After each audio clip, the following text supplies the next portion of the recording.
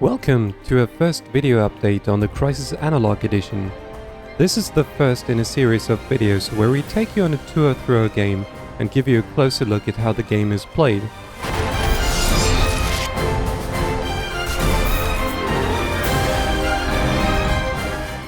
In this first episode, we're going over the game components and basic setup. For this purpose, we've set up a virtual representation of the board game with the most recent material designs.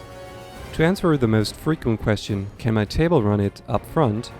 We recommend a table of at least 1 by 1 meter to have enough space for the game board and all the other components.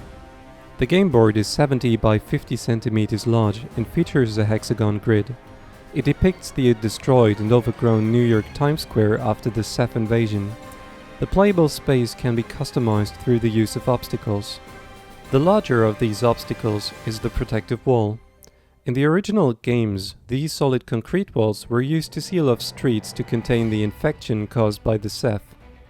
In the board game, there are 16 of these pieces in the game box, and they represent an insurmountable obstacle that can be used to construct the basic layout of your map. The smaller obstacle is the light cover. If you played the original games, you may remember how both human factions used these mobile platforms to fortify their bases of operation. In our box there are 20 pieces included. They can be surmounted through nanosuit powers and also allow players to fire across using grenade weapons while staying in cover. Each player gets to control a nanosuit soldier from either the Cell or US Special Forces faction. You can choose to play up to 4 vs 4, or, if you have fewer players, control multiple soldiers each. Every soldier's stats are represented by their respective soldier board. It tracks suit energy, health, and the current suit mode, including a reference for energy management. While you can play competitively in Team Instant Action or Capture the Relay mode, the scoreboard keeps track of both team scores and the current turn number. Additionally, it allows you to store collected dog tags you get from kills in order to unlock powerful team bonuses.